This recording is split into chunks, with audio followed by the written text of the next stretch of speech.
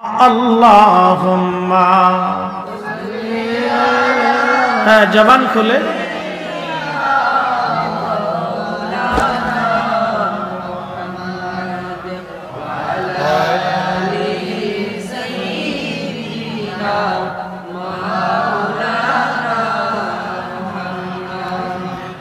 এই যে আমরা দুরূদ শরীফ পড়ি, এই দুরূদের মধ্যে দুইটা জিকির আছে। দুরূদের মধ্যে দুটি জিকির আছে, একটা আল্লাহর জিকির আছে আর একটা আল্লাহর হাবিবের জিকির আছে। একসাথে দুইটা বেনিফিট আমাদের। এই জন্য এই আমলের মাধ্যমে আল্লাহর নবী দেখা যায়, এই আমলটার মাধ্যমে হুজুরকে স্বপ্ন দেখা যায়। আর যে উম্মত নবীকে স্বপ্ন দেখলো তার জন্য জাহান্নাম হারাম হয়ে যায়। যারা বলেন সুবহানাল্লাহ। আল্লাহুম্মা হে আল্লাহ সাল্লি আলা সাইয়্যিদিনা মাওলানা মুহাম্মদ, দুরূদ পাঠাও সেই নবীর উপরে যিনি আমাদের সাইয়্যিদ, যিনি আমাদের মাওলানা। ওয়া আলা আলি সাইয়্যিদিনা মাওলানা মুহাম্মদ, এবং পাঠাও তোর আহলের উপরে যিনি আমাদের সাইয়্যিদ, যিনি আমাদের মাওলানা, সে নবীর উপরে। নবীর দুরূদের মধ্যে দুইটা নিয়ামত, একটা আল্লাহর জিকির আর একটা নবীর দুরূদ, নবীর জিকির। এই জন্যই কোরআন কারীম আল্লাহ, কোরআন কারীম আল্লাহ, কোরআন কারীম আল্লাহ বড় চমৎকার করে বলেছেন, ওয়া রাফা'না লাকা যিকরাক। হুজুর, আমি আপনার জিকিরকে সমুন্নত করেছি, আমি আপনার জিকিরকে চালু করেছি, জারি করে দিয়েছি। আমি আপনার জিকিরকে চালু করেছি, জিকিরকে জারি করে দিয়েছি। সারা কোরআন শরীফের মধ্যে একটা আয়াতের তাফসীর আল্লাহ নিজে করেছেন, সে আয়াতটা হলো নবীর জিকিরের শানে। তাফসীর আবু হাতিম ও তাবারি কুরতুবী আজ থেকে 1000 বছর আগের লেখা, 1200 বছর আগের লেখা, 1150 বছর আগের লেখা তাফসীর কুরতুবী, তাফসীরে মাআনিমুত তানজিল আল্লামা ইমাম বাগাবী আজ থেকে 1000 বছর আগের লেখা। এই তাফসীরগুলির মধ্যে লেখা হয়েছে জিবরাইল আমিন নবীজির খেদমতে এসে বললেন, ইয়া রাসূলুল্লাহি, কোরআনের একটা আয়াত আল্লাহ নাজিল করেছেন, আপনি কি জানেন কোরআনের সেই আয়াতের মর্ম কি, তাফসীর কি, ব্যাখ্যা কি?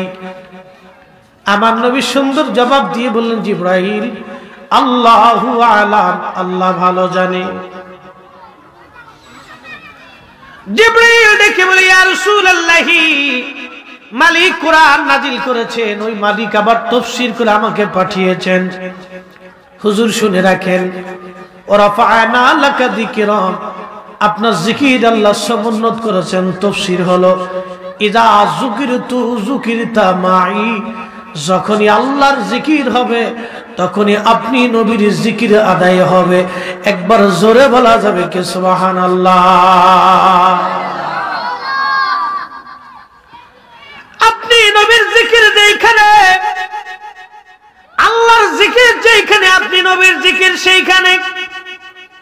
আযান আল্লাহর জিকির, কিন্তু আযানের ভিতরে নবীর জিকির আছে। ইকামত আল্লাহর জিকির, এই ইকামতে নবীর জিকির আছে। খুতবা আল্লাহর জিকির, এই খুতবার ভিতরে নবীর জিকির আছে। কোরআন তেলাওয়াত আল্লাহর জিকির, এই কোরআনের ভিতরে নবীর জিকির আছে। দুরূদ আল্লাহর জিকির, এই দুরূদের মধ্যে নবীর জিকির আছে। এই জন্য আল্লাহর জিকির যেখানে, নবীর জিকির সেইখানে। আল্লাহর জিকির যেখানে, নবীর জিকির সেইখানে। এবার যারা ইয়া রাসূলুল্লাহ বলাকে শিরক আর বিদআত মনে করে, আমরা মনে করি ওরাই হলো সমাজের সবচেয়ে বড়তম বিদআতের দল। কথা বলেন ঠিক না? এরাই সবচেয়ে বড় বিদআতি। আপনাদের সিলেট অঞ্চলের একটা প্রশংসা আমি সারা দেশে করি, যে আপনাদের মাহফিলে বাচ্চারা বসে। আর অনেক জায়গায় গেলে দেখা যায় বুড়া মানুষ বই রয়েছে, যদি কই সুবহানাল্লাহ কোন কথা কয় না, সাইয়েদ হয়। কই ওটা কি 60 বছর ধরে সুবহানাল্লাহ কইতে কইতে বুড়ো হয়ে গেছে। এই জন্য বাচ্চাদেরকে নিজেরা বসেন আর বাচ্চাদেরকে একটু বসিয়ে দেন। আলেমদের সাদা পোশাক ময়লা লাগে, অল্প লাগলেও বেশি দেখা যায়। আলেমরা যদি ত্রুটি করে তাহলে সমাজের মানুষ ধিক্কারটা বেশি দেয় যে সি একজন আলেম মানুষ এই কাজ করলো। অপরাধ ছোট হলেও বিরাট বড় দুর্নাম। মসজিদের ইমাম সাহেব যদি কোন রকম একবার খাড়ায় মুততে আরে, মসজিদের ইমাম সাহেব যদি একবার দাঁড়ায় মুতে, আর কোন মুসল্লি যদি একবার দেখে যে হুজুরে দাঁড়ায় মুতছে, তো এলাকার মোটামুটি আর চাকরি নিয়ে টান ধরবে যে হুজুরে দাঁড়ায় প্রস্রাব করলো কেরে। এখন হুজুরের যে দাঁড়ায় প্রস্রাব করছে হুজুরের অসুবিধাও থাকতে পারে, তার পায়ের ব্যথা হইতে পারে, বসতে প্রবলেম হইতে পারে, এরপরে আরো নানান অসুবিধা হইতে পারে এবং জায়গাটা সংকুলন না হতে পারে। ভিন্ন কারণে হুজুর নাও বসতে পারেন, কিন্তু কারণ খোঁজার আগে সারা গ্রাম সরাই বোঝে আমি দেখছি হুজুরে খাড়ায় মুততাছে, বুঝেন না? তো হুজুরের দোষ তো বিরাট দোষ।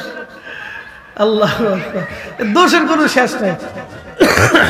এই জন্য আমরা আলেমরা চিন্তা করি যে আমরা সবসময় যেন দুর্নাম থেকে দূরে থাকার চেষ্টা করি। আল্লাহ সবাইকে গুনাহ থেকে দূরে থাকার তৌফিক দিক, সবাই বলে না আমিন।